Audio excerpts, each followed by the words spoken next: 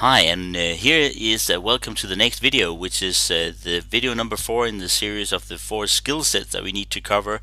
And this one is following up with your prospects. And again, we need to get on board with some more training for you, and this is why we have the education going on here for you to extend that knowledge base, so you at the end become a very good professional and a strong leader in your team, so you can start building this global team that you really deserve. Here's the page again that I want to encourage you to go and sign up and become a follower of Eric Worre's videos. He's throwing in videos like crazy every day, so you get small pitching videos, which is really giving you value every day. And again, these elements comes out of he finally put everything with all his 20 odd years experience. He put it all in a book, and it's now one of the best-selling books on Amazon. It went to the top of Amazon in a variety of categories within like 9 days. It's really extremely well-known book, and people love it out there in our profession. Okay, let's go over to Eric with the next one of the skill sets, which is a good go here. So listen in and enjoy. This next topic is going to be incredibly helpful for you because it's a topic that most people don't pay any attention to whatsoever. And the fortune is in the follow-up. Following up. You've created an exposure of some sort. Somebody was reviewing something, attended something, looked at something, and now you need to follow up. Follow up is simply doing what you said you'd do.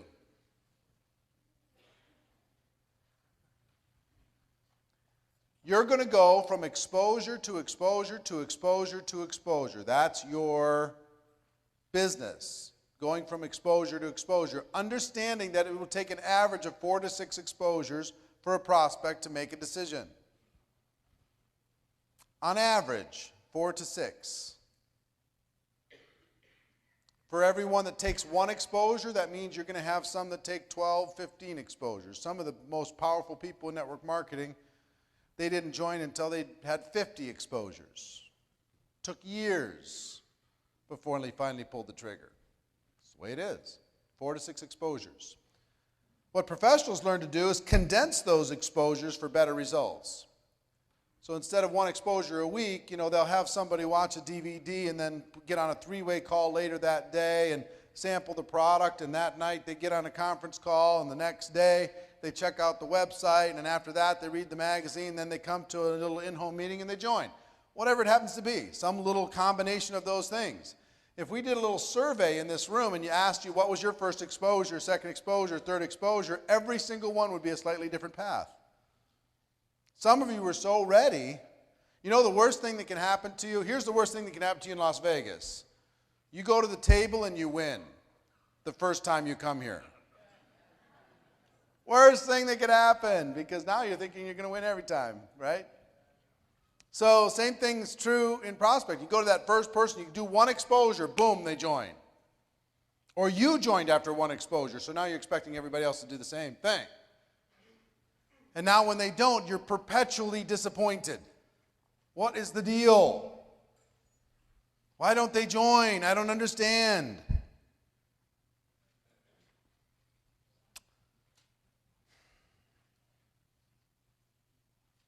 When you're following up, let me tell you what to do after we've done exposure number 1. We did exposure number 1. We talked about that before. We did the 8 steps, invitation to review a tool, okay? Or whatever it is we asked them to do. Take some action. Follow-up is you've set it up before you finish the first exposure. You set up when you're going to do it. You set up how you're going to do it, right? You got the phone number. You got the time. You got the day. They have their assignment that they created for themselves, and now you're going to call. So you call, and you're going to say, what? Did you review the material? Did you watch the DVD? Did you listen to the CD? Did you read the magazine? Did you check out the link? Did you listen to the conference call? Did you do what we talked about? You're going to get one of 2 answers. If you do the 8-step process, the answers are going to be yes most of the time. But sometimes it's going to be no, right? And if you have terrible skills, it'll be no more than yes. So, it's okay. We're going to get better and better and better. What some people do is they get irritated with their prospect. You said you'd watch that thing. For sure.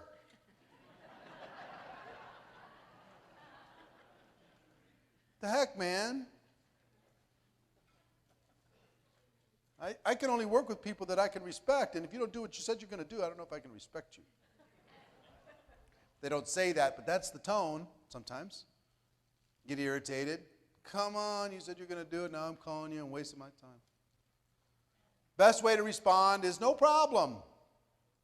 No problem. I understand life gets in the way. When do you think you could see it? For sure, for sure. You think I'm kidding? I'm not kidding. Do I say two for sures? I do. When do you think you can see it? For sure, for sure. They laugh. And they'll give you another time. You know, they say, oh, I wanted to, but life got in the way, and the kids had this thing, and somebody got sick, and I had overtime at work, and I really meant to, but I put it in the car, and I forgot it was in the car. Gosh, I'm sorry. Oh, no problem. Don't worry about it. When do you think you can see it? For sure, for sure. Sometimes they'll say, yeah, maybe, I don't know, just, get back to me. They're vague. Here's what you do when they're vague. Listen, I don't want to waste your time. I don't want to waste my time. Just give me a time that you will have for sure seen it, and I don't care what that day is. Whatever that works for you. Yeah, I'm still, listen. Let's just be pros here. Which way you want to, either you're going to see it or you're not. If you're not going to see it, just say no, and then we can be done. No problem. So when do you think you see it? For sure, for sure. They give you another date. So if I called you after that, you'll see it for sure, right? Yep. Same phone number? What time? All right, I got to go, bye. You reset the appointment and you're done. Keep moving. Okay? If they say yes, we're going to talk about that in a minute. But before we talk about that, I want to talk about questions and objections, because this is where questions and objections tend to show up. They'll show up in lots of different parts of the presentation, questions and objections, but they tend to show up here. You ask somebody, did it make sense? What'd you like best? And they're like, and then the objection starts to show up. If you have a history that maybe isn't as stellar as you'd hope it would be, and some of the people that you're contacting know that, your objections will show up a little earlier. Objections are natural, first of all. Prospects want to sound smart. The reason they bring them up is they want to sound intelligent. It has very little to do with the actual concern. They just finished eating McDonald's, but they'll ask you, what are the ingredients in this product? They'll want to know. Do they really care? No, they're just, I need to say something to sound smart. Now, you can react either defensively or offensively, and both are wrong. If you act defensive, hey, these have been tested by everybody, and that'll throw up red flags, and it'll give them some cause for concern. If you act offensively and you come charging right back at them, that'll be a problem too. Some people have these fancy little approaches. Is this one of those pyramid things? Oh, you mean pyramid? Like every corporation in the world? Is that what you mean?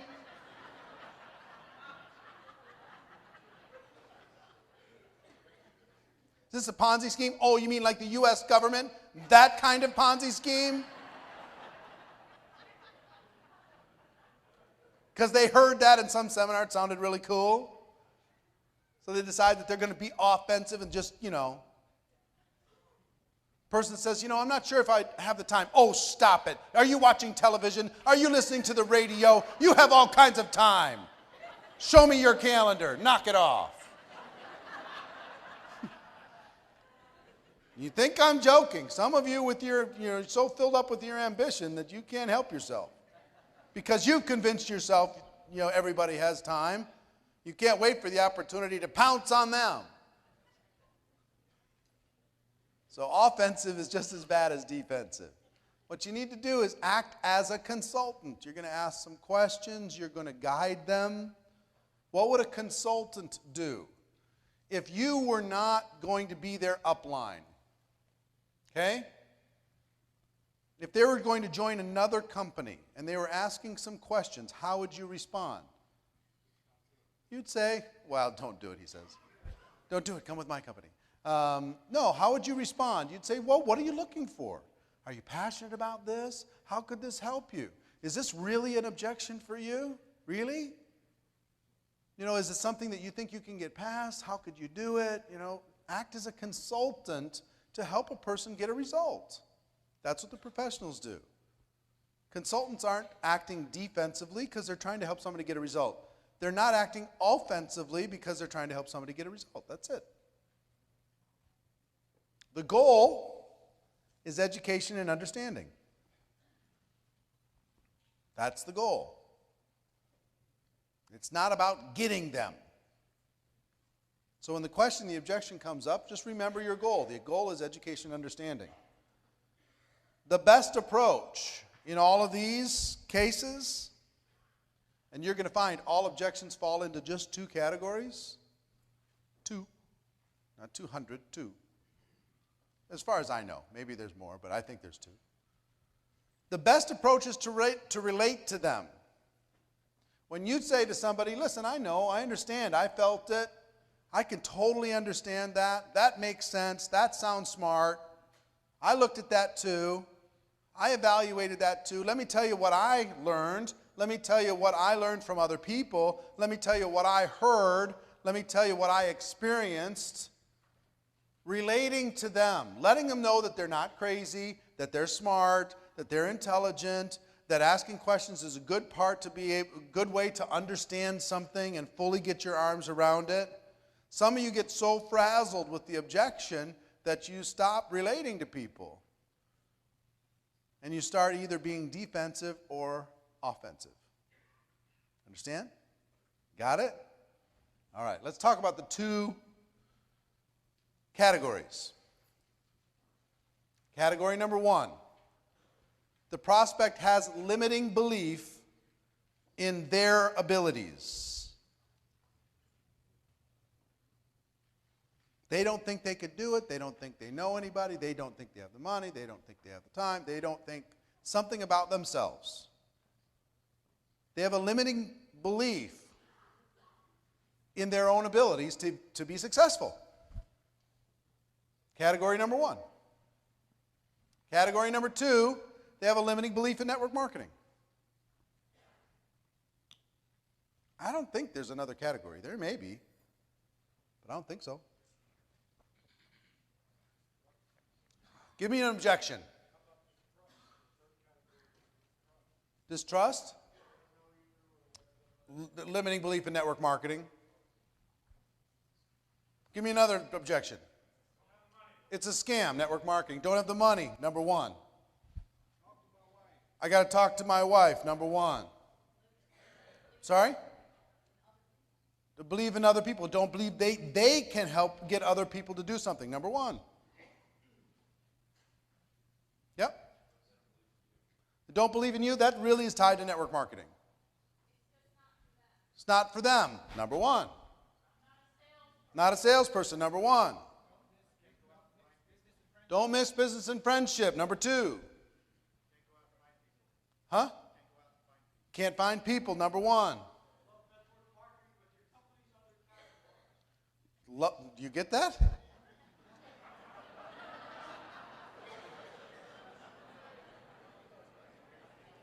I love network marketing, but your company is undercapitalized. I've never gotten that one, but maybe you do. But that's going to be about network marketing again, right? What's the basis of that question is, I'm afraid the company's not going to be around, so I'm afraid that network marketing companies disappear. Right? Number two. Anybody think of any others that don't fit? Yeah. I don't want to make money off other people. Number 2, limiting belief about network marketing. Yeah. I'm satisfied in my current position. Number 1, for sure. I mean, well, maybe both. Satisfied in my current position isn't a real objection, really. There's nobody that's completely satisfied. They're just throwing that out there to say, okay, what can I say? So they'll say, okay.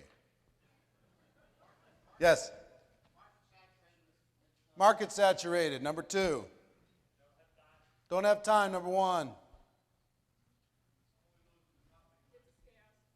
It's a scam. Number 2. Only people at the top make money. Number 2.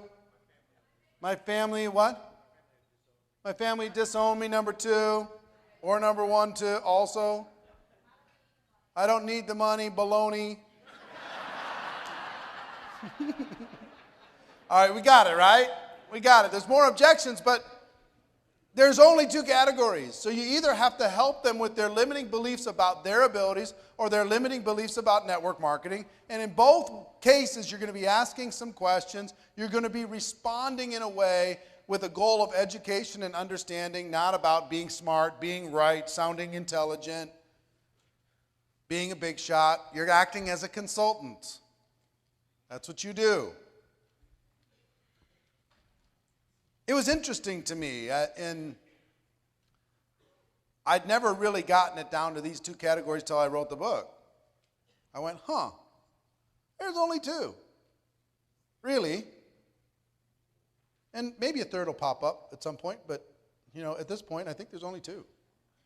They have different faces. They appear to be different, but they're really not. So let's talk about number 1.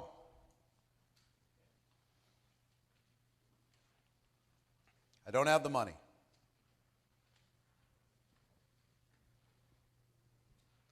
Best way I know is tell a story and ask a question. Tell a story, ask a question. Tell a story, ask a question. Tell a story, ask a question. To all of these, tell a story, ask a question. Okay? Adriana says, I just don't have the money right now. Look, Adriana, I understand. I get it. I didn't have, at the end of the month, I had too much month at the end of the money, no matter how much you're making. It's a struggle to pay the bills nowadays and, take care of everybody that needs taken care of and taking care of responsibilities, doing all that stuff. And when I looked at this, for me, I didn't know if it was responsible for me to scrape up another $500 or $1,000 in order to be able to start a business. But let me tell you what I realized, Adriana. I realized, looking at my life, if I didn't change, nothing was going to change. If I didn't do something different, I was going to look at the next 5 years just like I looked at the last 5 years. My life was going by, and I needed to do something in order to be able to create a better future for my family. So you know what I did? I found a way. I realized that it wasn't really about the money. It was about my belief in, do I want a bigger future for my family or don't I? And I decided I wanted a bigger future for my family. So let me ask you a question for you. If you looked at this really, you looked at your options, and you came to the conclusion that if things didn't change, something didn't change, then your life wasn't going to change, and you really wanted change. If you decided that was important enough, could you find the money? Yeah, I'm sure I could. Sure. Tell a story, ask a question. Tell a story, ask a question. Now, if that story doesn't line up congruently with your actual experience, say, let me tell you a story about a good friend of mine. Here's what they told me. They told me what I just said.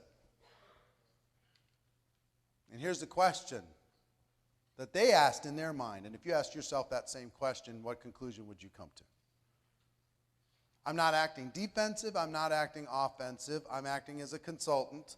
I'm telling them a story to help paint a picture in their mind of where they could go if they eliminate their limiting beliefs and open up their mind to a better future for themselves. You could even, because what's the limiting belief if I don't have the money? I'm not sure if I can do this. You could put that into your story. What I really realized is I wasn't sure if I could do this. Because if I was sure I could do this, I could find the money. So I did a little bit of homework, and I asked some questions, and I talked to some other people, and I realized, you know what? I can do this, and I can. And so can you. And we can do it together.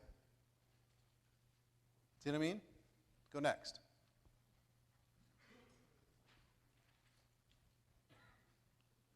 I don't have the time.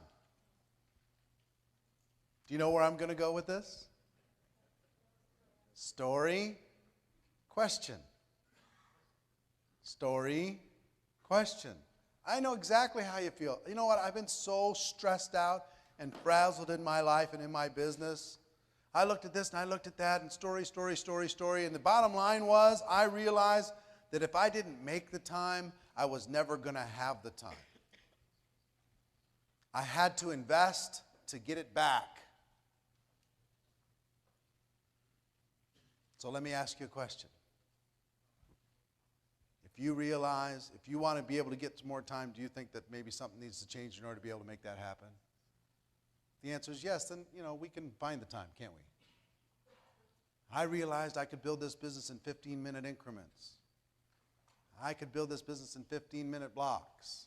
I could take 10 hours a day, and that was 40 different 15-minute blocks over the course of a week, and I could create a future. That's what I realized. I didn't have 2 hours anywhere in my life, but I had 15 minutes all over the place. I'm not a salesperson. I'm just not that kind of person. I get it. Me neither. Story, question. I don't know anybody. Story, question. I'm too young. I'm too old. I don't have any experience. Story, question. Practice that. Story, question, story, question, story, question.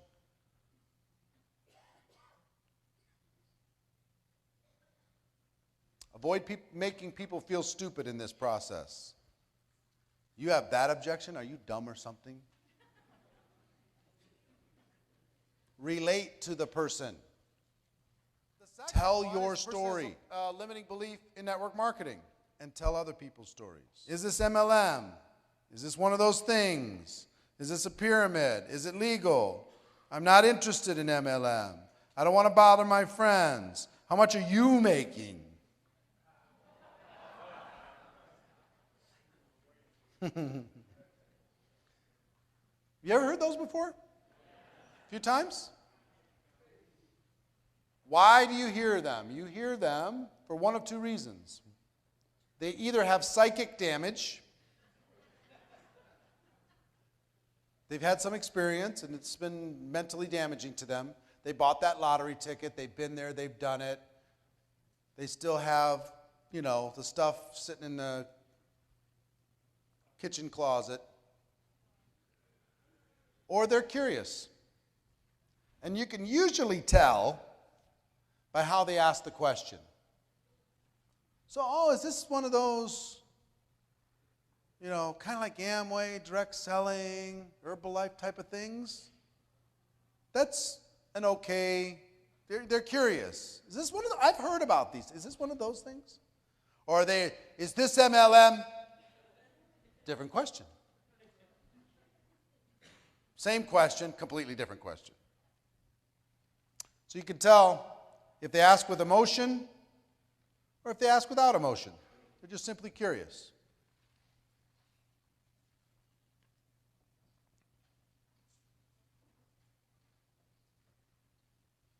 So, let me tell you how we deal with this.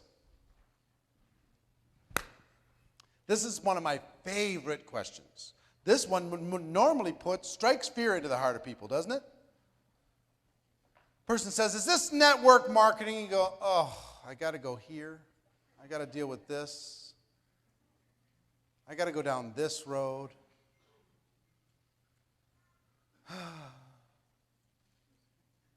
What do you mean by network marketing? Is this a pyramid? Oh, you mean like the government? Like every organizational structure on planet Earth? You mean like that? You don't have to go there. Here's where you go with this. If they ask it with curiosity, you say, yeah, absolutely. I wouldn't be involved with anything else. Duh. Yeah. Awesome.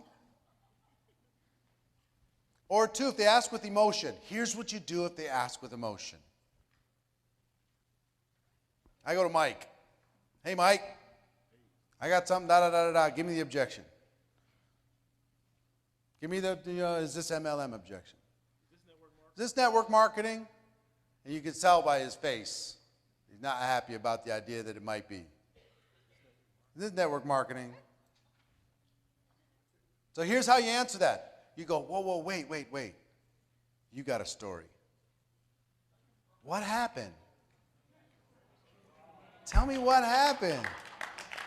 I got to hear the story. Was it you or was it somebody in your family? It was you? How long ago? 5 years ago. What happened? Did the company go out of business? Did it, what happened? Company went out of business. How'd that feel? Yeah. Did you have a team built when that happened? Yeah, a little bit of team. So you had some skills. Really? Wow. If they hadn't fallen apart, you think you'd still be doing it? Absolutely. Interesting. So you took a step back because, kind of an emotional experience when a company went out of business. But companies go out of business in every profession, right? Every profession.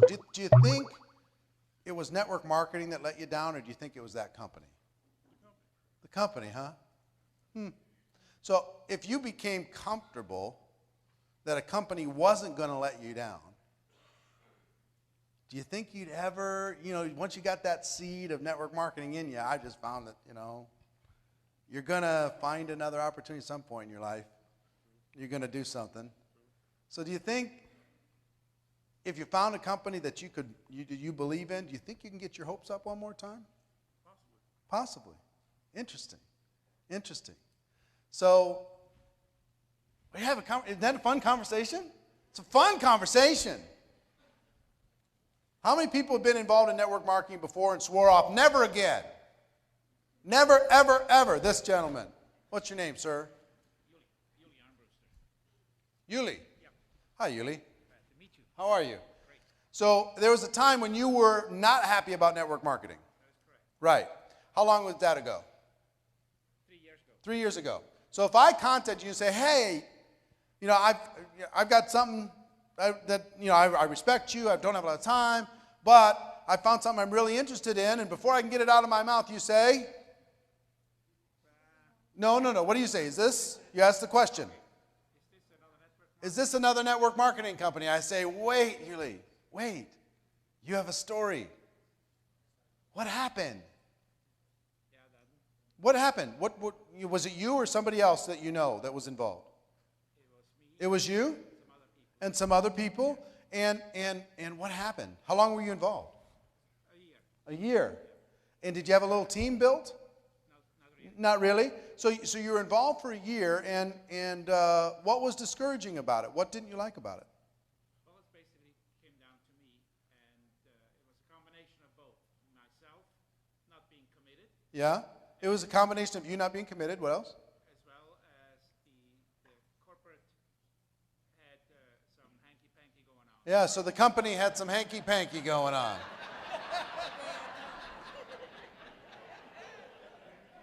Okay.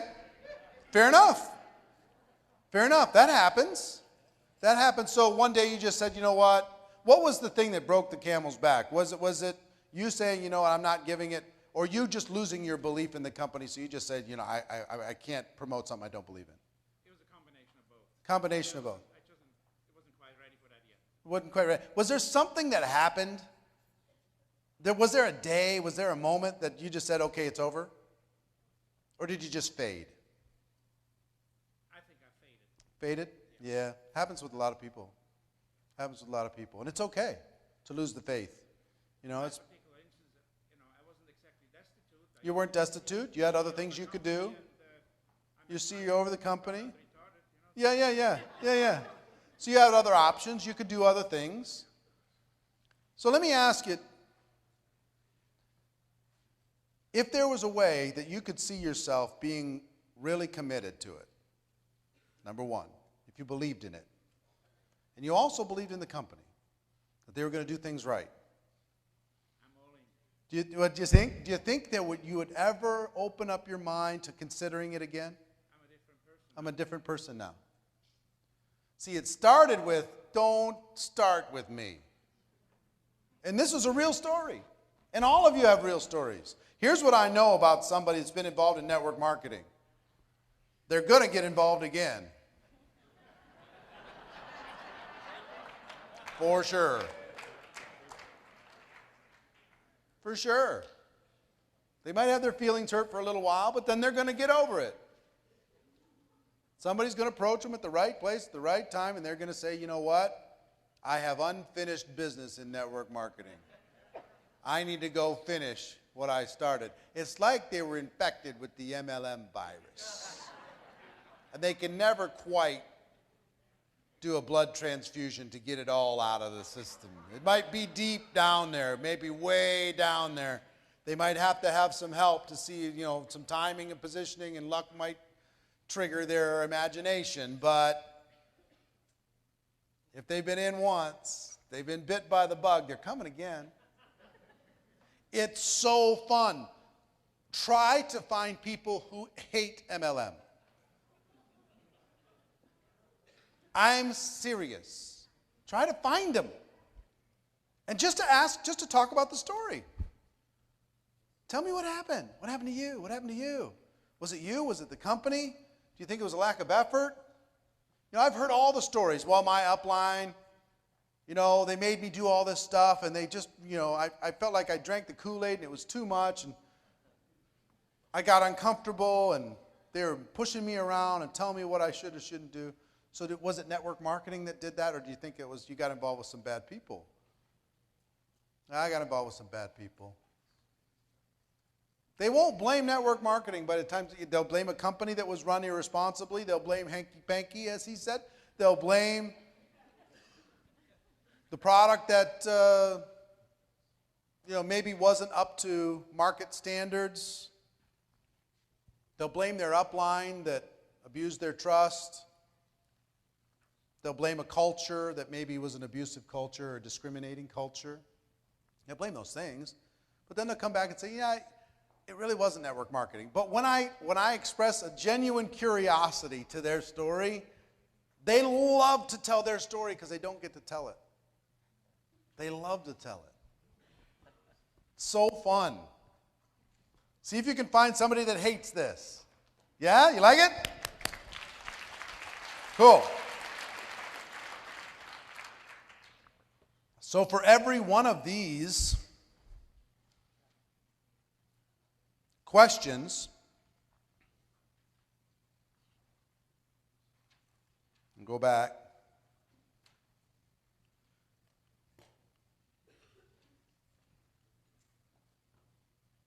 For every one of those questions, the answer is basically the same. Every single one. You have a story, don't you? Was it somebody in your family? Was it you? What was going on? Tell me your story. Tell me what happened. Ask them some questions. Relate to them. I get it. I'd be heartbroken too. Company went out of business. What a disaster. All those people who looked to you for guidance and support. Gosh, I'm sorry that happened. Happens sometimes in business. I'm sorry that happened to you. Do you think it was network marketing or maybe that company? Do you think it was your upline, or do you think it was the profession? Yes. So if I just say that, no, I don't have a story, man. I'm not interested in I don't buy it. He said, I don't have a story. I'm just not interested. If you might not have a personal story, but you have an opinion, why are you not interested? Because you've heard somebody else, or you've seen somebody else that has done this, and you didn't like the way it looked, or the way they acted, or something happened. You can't have that opinion without some input, some life experience. You just can't. It's like, if you've heard about like a neighbor that did something, they'll tell you that part of the story. It's really fun to do. You take yourself out of prospecting mode and you just say, I'm all ears. Tell me. Tell me what happened. So cool. So fun. Super good stuff here, really good stuff. I really like it, and I hope you really enjoyed it yourself and got good value of it. I mean, these videos are things you can go back and watch again if you didn't catch all of it. I hope you took good notes and had a good notepad with you. But now you can actually tick off this video on your checklist to make sure you've gone through that period of training sessions, so you actually add on to your knowledge base all the time. The next one on the session here is video number 5, which is the next skill set of helping prospect become a good customer or distributor, or helping people to get started right, as we do here in Networkers Go Pro. So enjoy the next video and go and find it on the page and get on with it right now, or leave it on a best time whenever it suits you. So talk to you soon.